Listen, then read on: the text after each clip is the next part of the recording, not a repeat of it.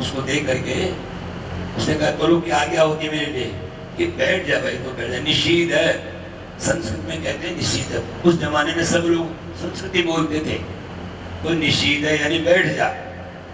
वो बैठ गया, उसका नाम हो गया निषाद। वो निषाद जाति पैदा हुई। निषाद जाति वीरों की जाति कोई होती है निषाद, वो पैदा हुई।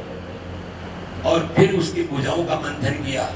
भुजाओं का मंथन करने से एक लक्ष्मी के समान सुंदर स्त्री पैदा हुई और एक विष्णु भगवान के अवतार पृथु भगवान पैदा हुए।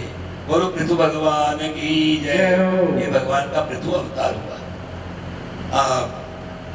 सब ऋषियों ने उनको वहां का राजा बना दिया।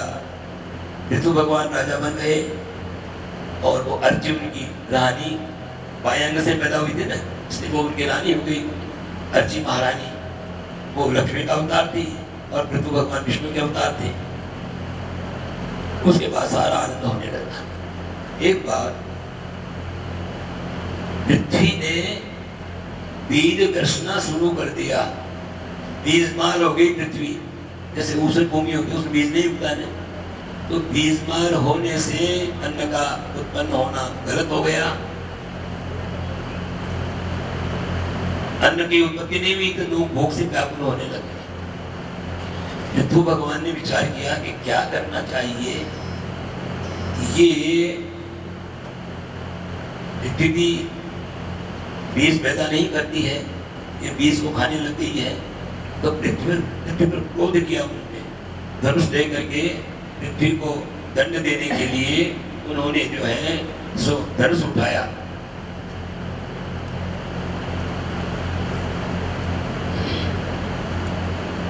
और श्री कृष्णचंद्र भगवान की जय। तो उस वक्त पृथ्वी गाय का रूप बना करके त्रिलोक में दौड़ती रही। आगे आगे पृथ्वी, पीछे पीछे पृथु भगवान। आगे पृथ्वी ने हाथ जोड़ के कहा कि महाराज आप तो पृथ्वी का भार हटाने के लिए अवतार लेते हैं कभी कभी, और आप खुद से पृथ्वी को मार गए हो। मैं आपकी शरण में हूँ, मेरी रक्षा करो। भगवान पृथ्वी ने कहा कि देखो पृथ्वी, अपराधी को दंड दिया जाता है, तुम्हें अपराध क्या है? क्यों हमारी जो प्रजा के लोग तुम पर बीज डालते हो उसको उत्पन्न क्यों नहीं करते, उसको खा क्यों जाती हो?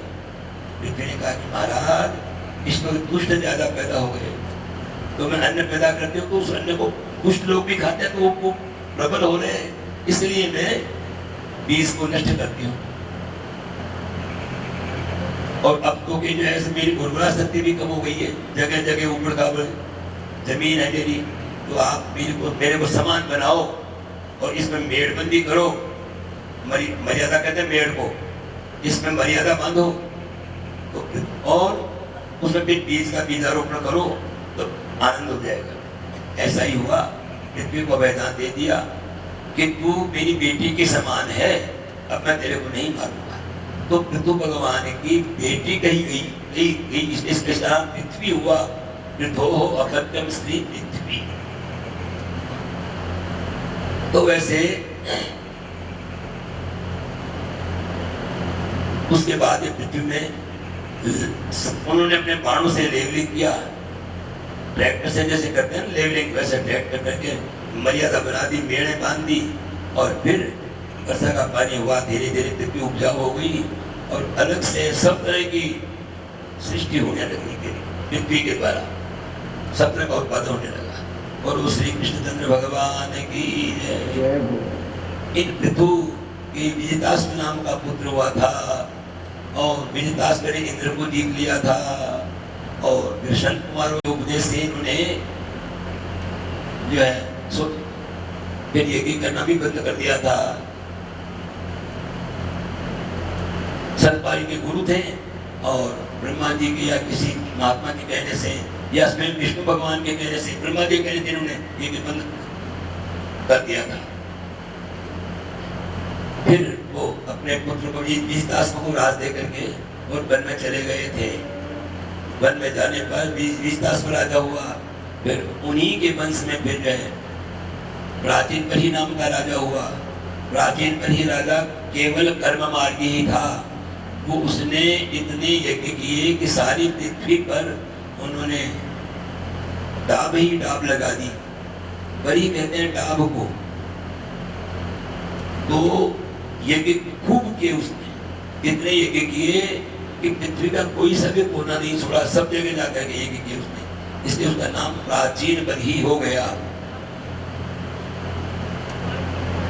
उसके 10 पुत्र हुए प्रचेता। वो तपस्या करने के लिए गए।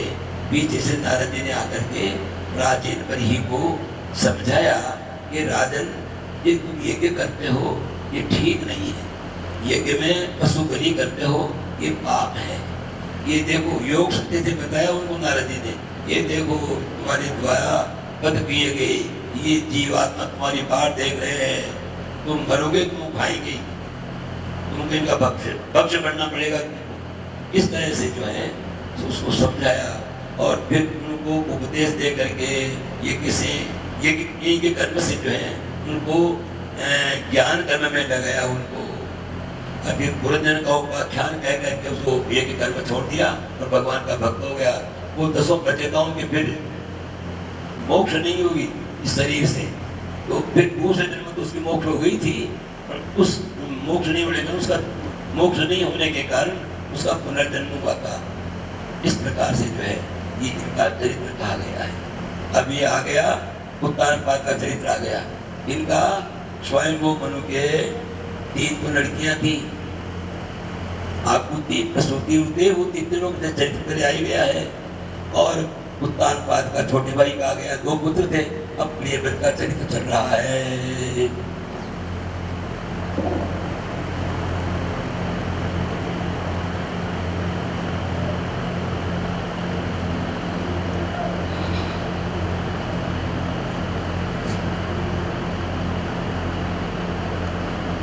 तो प्रियव्रत राजा स्वयंभू मनु के बाद में यहाँ का राजा बना था, लेकिन पहले ये प्रियव्रत तपस्या करने के लिए चला गया था। ये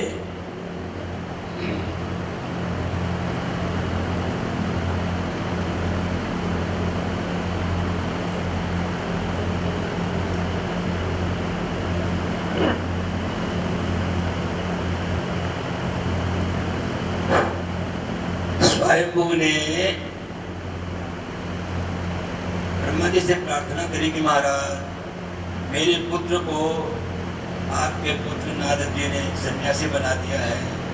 वो मंदराचल पर्वत में जाकर के तू मेरा पोता है, मेरा कहना मानना तेरा धर्म है। अरे देखो तुम जो है सो पहले गृहस्थ बन और फिर बाद में गृहस्थाश्रम का उपभोग करके फिर सन्यास ले लेना और फिर जो है सो तुम भगवान पूजन कर लेना। ने कहा महाराज अभी बचपन में ही रंग नहीं लगा तो फिर बुढ़ापे में तो क्या रंग लगेगा, फिर तो जो है समय ज्यादा फंसूंगा।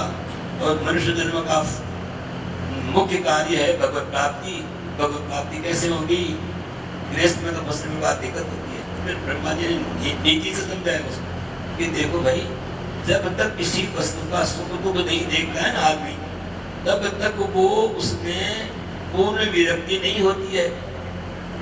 ये मान लो अपने उदाहरण में समझो, ये जो कोई उदाहरण दिया, लेकिन मैं अपनी भाषा में समझाता हूँ आपको कि जिया कोई व्यक्ति बिना परिणय और साधु बनभोग लागा साधु की फटकार बैठ जाओ बात दिमाग में लागे जो दवाई से और कुटुंब में छोड़ पाते आबादी बढ़ को, पर उसने देखा नहीं कि गृहस्थी पढ़ने में क्या क्या दुख है, क्या क्या सुख है, तो उसको जानता नहीं है। साधु बन गया, वहां जाकर के कभी कभी भोजन नहीं भी मिलता है। माँ तो कशी मानक है, अब तू तो कशी लुगाई लगे हमारा पगलाप दी रोटी भूख लागे तू कशा बेटा ने कहा हमारे रोटी दिया।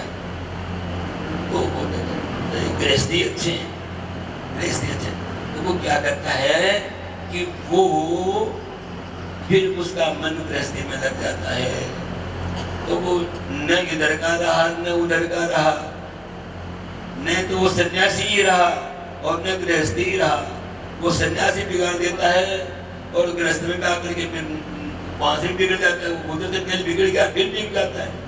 इसलिए ब्रह्मा जी ने समझाया उसको, इस तरह से समझाया कि पहले वेशना सत का सुख दुख समझो पहले। तो भैया जब तुम समझ लोगे तो फिर तुमको मालूम हो जाएगा कि देश में क्या क्या दुख है क्या क्या सुख है। तो सुख को तो तुम त्याग सकोगे और दुख को भी तुम त्याग सकोगे, परंतु उसकी आसक्ति जो तुम्हारी नहीं रहेगी, उसमें तुम्हारा मन नहीं जाएगा। तो पहले देखो फिर पाकर कैसे हो जाना। ब्रह्मा जी कुछ आ गया, उसने विवाह किया तो शासन करने लगा।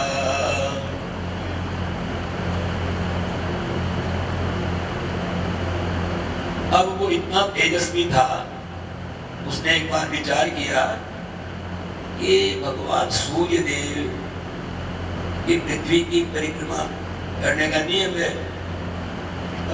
अपने आधुनिक ज्योतिष शास्त्र, प्राचीन ज्योतिष शास्त्र कहता है कि सूर्य भगवान पृथ्वी की परिक्रमा करते हैं, और आधुनिक वैज्ञानिक कहते हैं कि पृथ्वी घूमती है, कोई किसी की परिक्रमा नहीं करता।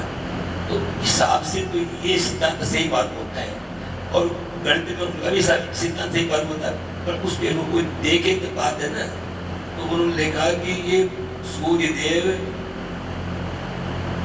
आधे पृथ्वी पर तो उजाला करता है, आधी पृथ्वी पर अंधेरा रखता है। तो मैं मेरी पृथ्वी को पूरा ही राज्य उसी का था ना, उस युग की बात है, पूरी पृथ्वी पर मैं उजाला रखूंगा। तो सूर्य के प्रतिकूल स्थिति में वो भी अपना रथ लेकर के पृथ्वी की परिक्रमा करने लगा। उसके तेज से में 7 दिन तक जो है सो दिन ही रहे, रात हुई नहीं।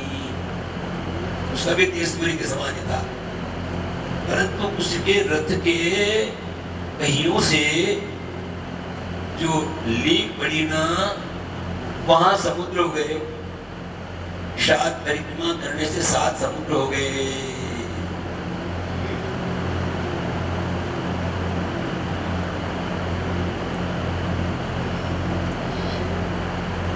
और उनके बीच में जो रथ के बीच में जो जमीन थी वो 7 द्वीप हो गए।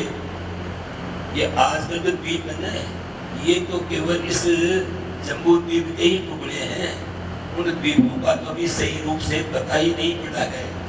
पता क्या पड़ेगा फिर तो इस द्वीप में ही जो है काफी, जम्मू द्वीप में काफी कमी है लोगों के देखने में। खोज का विशेष हो सकता है कि इस प्रकार खोज चालू रही तो 100, 200, 1000, 2000 वर्षों में पानी का सारी सत्य होती रही। जैसे हम बचपन में पढ़ते थे तब विमानों की बात को झूठी मानते थे, कल्पित बात मानते थे। और हवाई जहाज जब से चलने लगी तो होगी विमान जरूर होगी। तो वैसे ही सारी बातें ऐसे ही अनुभव आते हैं तो उसको सही मानी जाती है।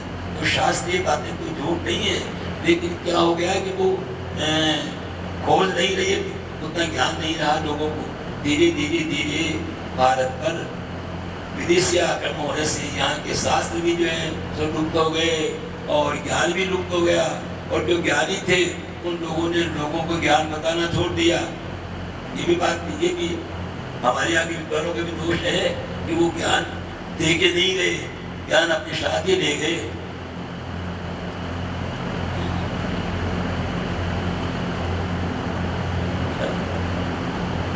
थोड़ी तो वो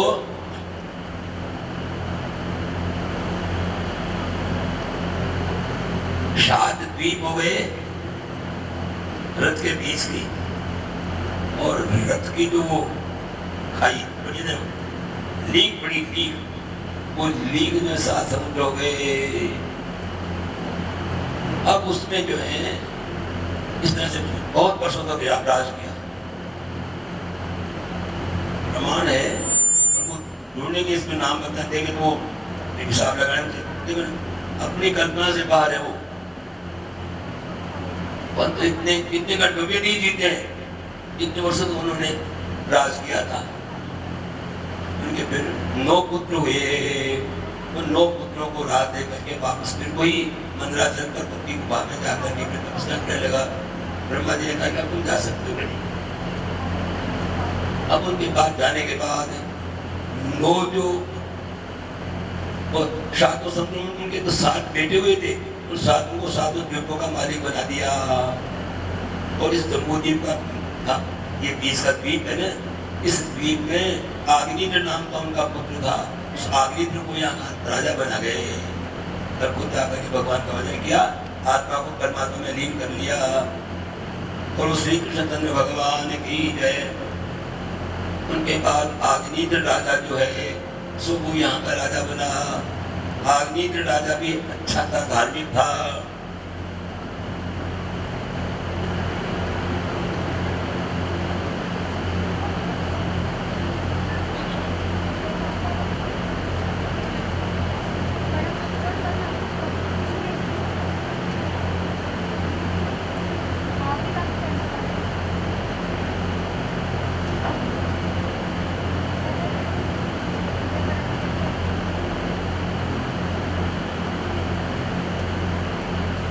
तपस्या करने के लिए गया वो।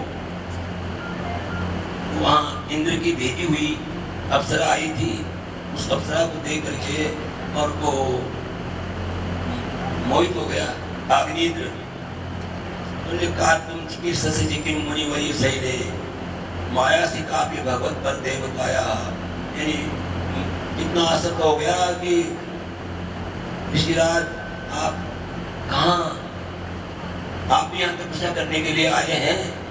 तो ये आपके उसके वक्षस्थल को देख रखा कि आपके पहाड़ कैसे पैदा हो गए यहाँ। इस प्रकार वो पागल हो गया। उसको पागल होकर के वजह से साहित्यिक बातें करने लगा। उसको उन दोनों के विवाह हो गया। उनके फिर 9 पुत्र हुए।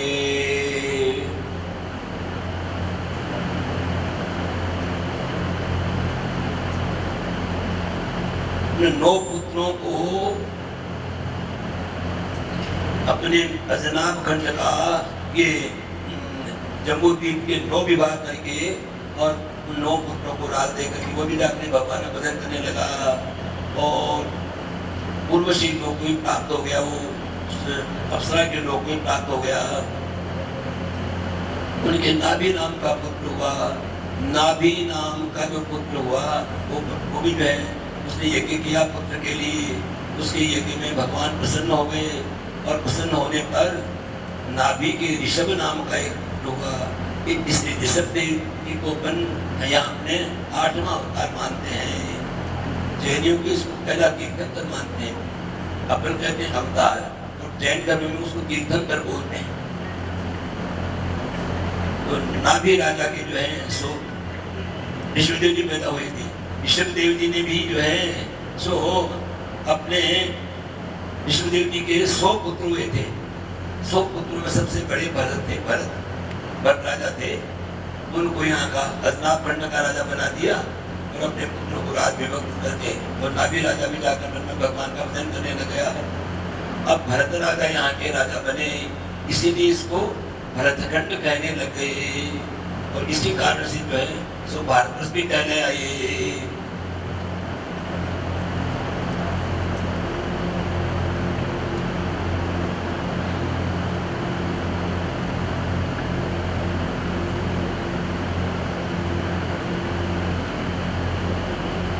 भरत राजा पिता के जाने के बाद वो यहाँ के राजा बने थे। ऋषभदेव जी ने जो है अपने पुत्रों को बहुत ज्ञान दिया था और ज्ञान दे करके फिर गए थे। वो परमहंस रूप धारण कर लिया था उन्होंने वन में जा करके। और वो खाना पीना पहनना सब से परमहंस हम तरह करते थे। इसलिए उनको भी ऋषभदेव भगवान भी जो है अपने स्वरूप को प्राप्त हो गए। उनको भी जो है वो दावाग्नि में उन्होंने अपना शरीर जला दिया था। उसके बाद भरत राजा खुद राजा बने। तो भरत राजा को थोड़े ही समय में वैराग्य हो गया। पिता की दृष्टि थी, पिता के कहने में रहे थे और भगवान की इच्छा थी। तो अपने